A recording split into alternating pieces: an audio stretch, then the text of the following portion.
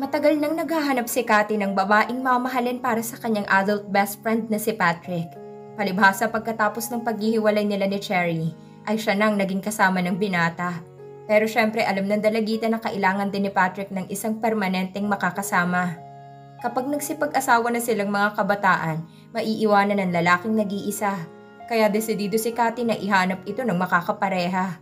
Malakas ang kutob niya na hindi siya nagkamali sa pagiging Cupid para sa tita Jasmine niya. Kakarating lang ni na Jasmine, Colette at Sabrina mula sa simbahan. Maagang natulog ang mga magulang ng dalaga kaya silang tatlo na lamang nagsalo-salo sa dinner. Ang mag-inang nagligpit ng kainan. Si Colette naman ang naka-assign na maghugas ng pinggan.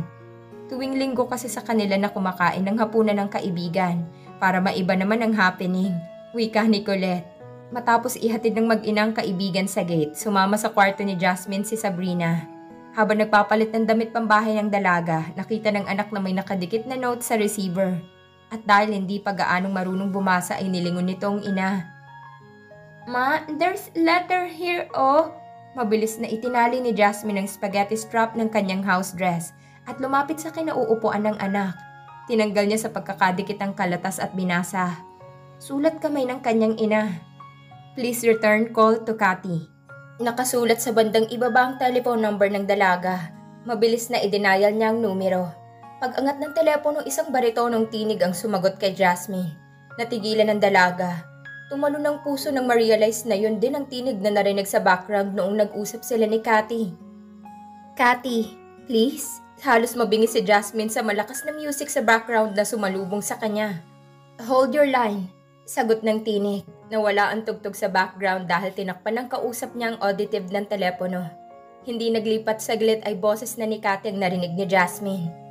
"Tita, mabutit ni-return call mo ako." Masigla at puno ng buhay ang teenager. "Hello?" Hindi marinig ni Jasmine ang sinabi ni Cathy. "Teka lang tita." Pinahinaan ni Cathy ang music at saka binalikan ng kausap. "Okay na tita." "Cathy, bakit nagpapa-return call ka? Is there any problem?" Likas kasi sa dalagang pagiging matulungin sa kapwa. Siya nga palaging takbuhan ng mga kaibigang may problema. "Wala naman tita, kasi di ba sabi ko sa'yo pupunta ako sa Cubao?" "Oo, natatandaan ko pa." "Tita, sa Wednesday na yun. Okay lang na dumaan ako sa'yo?"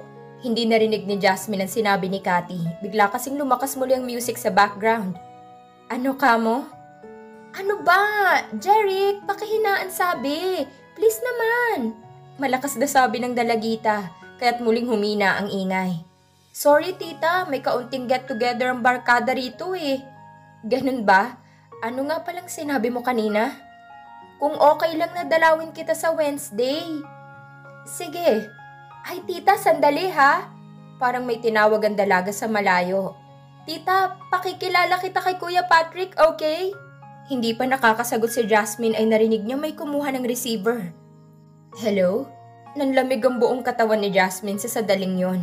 Yun ang baritonong tinig na 2 beses na niyang narinig. Hindi agad nakakibo ang dalaga. "Hello?" Ulit ng tinig sa kabilang linya. Hello?" Tila nautal ang dalaga.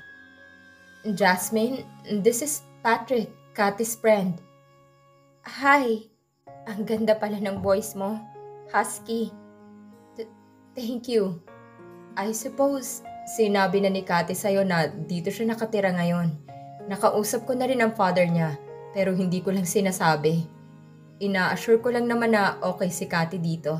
Lihim na humanga si Jasmine sa pagiging concerned and kind-hearted ng binata.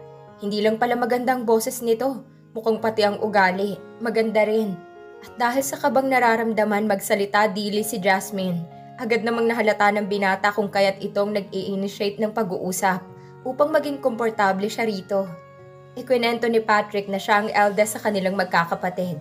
Ito lamang ang naiwan sa Pilipinas at lahat ng mga kapatid maging mga magulang ay nasa abroad na naninirahan. Binanggit din ni Patrick ang mga school na pinagtapusan nito at kung ano-ano pa upang si Jasmine naman na magkwento tungkol sa sarili. Unti-unti nitong naramdaman na habang tumatagal ang kanilang pag-uusap, napapalagay na ang loob niya. Hindi sinasadyang napunta ang kanilang usapan sa mga kaibigan, mga ex nila, at nagulat ang binata nang sabihin ni Jasmine na dati niyang ka-schoolmate si Cherry. She's always with the rich kids in school. Silang gustong kasama ni Cherry even up to now. Kaya nga pinagpalit ako sa lawyer eh. Kahit hindi nakikita ni Jasmine ang kausap, dama niya ang sakit na nadarama nito. At dahil naging tiwala na sa kanya si Patrick, she became comfortable talking about Travis. Hindi inilihim ni Jasmine na noong 5 buwan pa lamang ang kanyang tiyan, iniwan siya ng lalaki. At ngayon nga ay tangkapan nitong kunin si Sabrina. Kahit anong mangyari, itataguyod niya at bibigyan ng magandang kinabukasan ng bata. Humanga ang binata sa tatag ng kalooban ng kausap, kahit sa harap ng isang mabigat na suliranin. At habang nag-uusap sila, nagkaroon ng sariling imahinasyon si Jasmine sa kabuuan ng lalaki.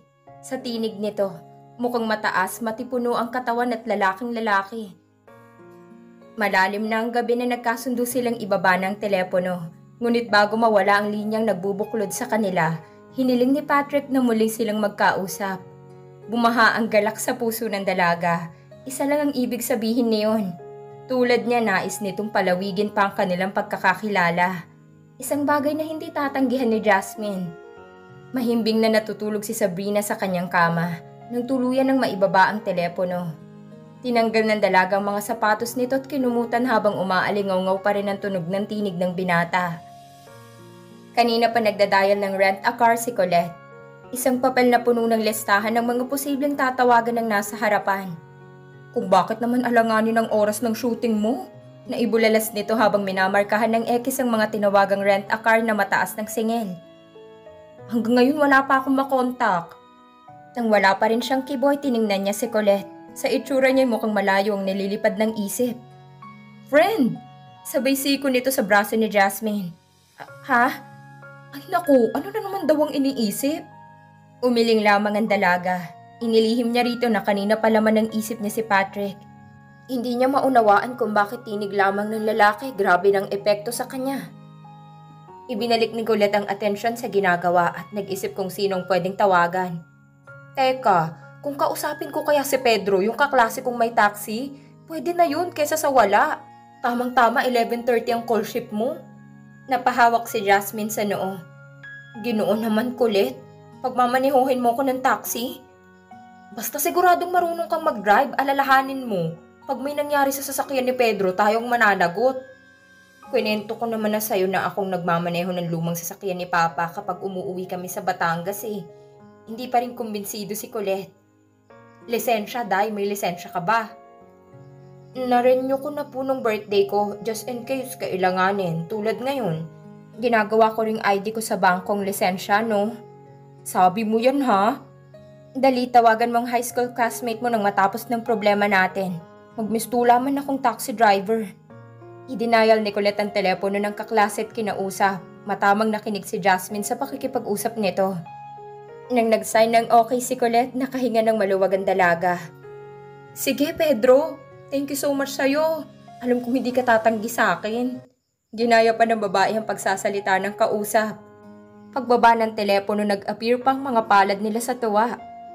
Successful at same mo. Very low ang rate.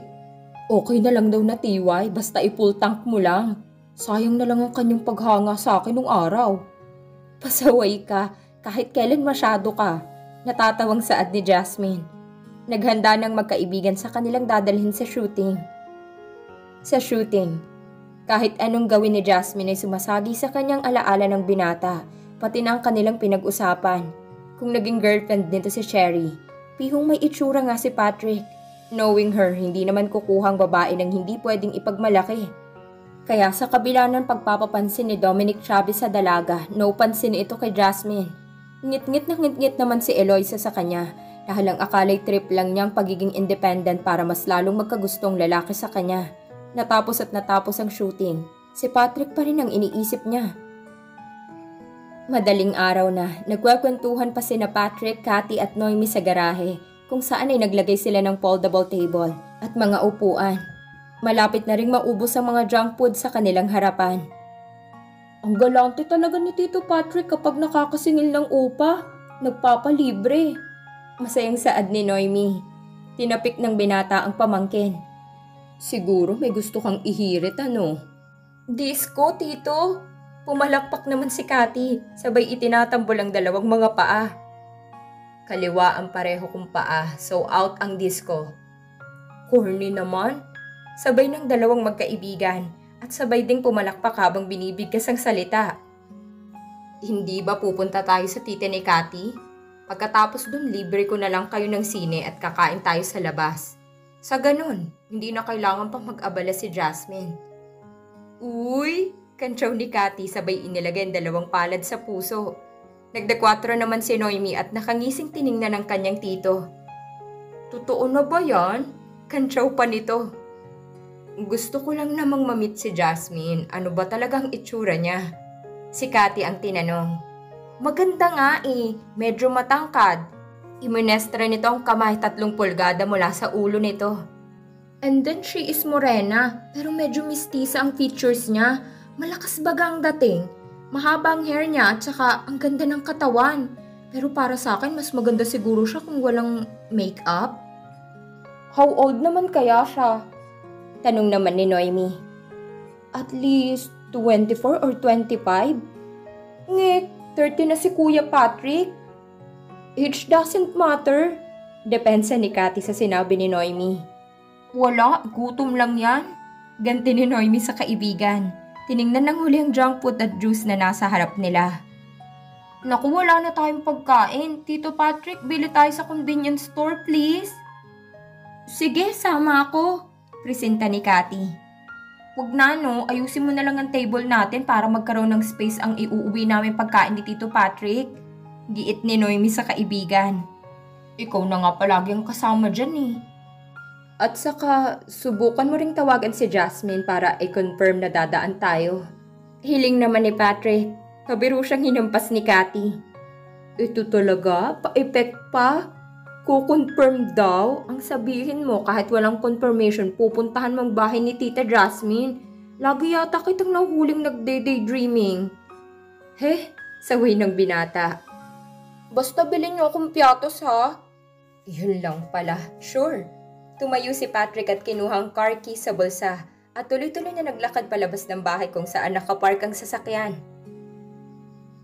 At dito na po nagtatapos ang kabanata ng ating kwento. Please like, share, subscribe for more uploads. Maraming salamat po.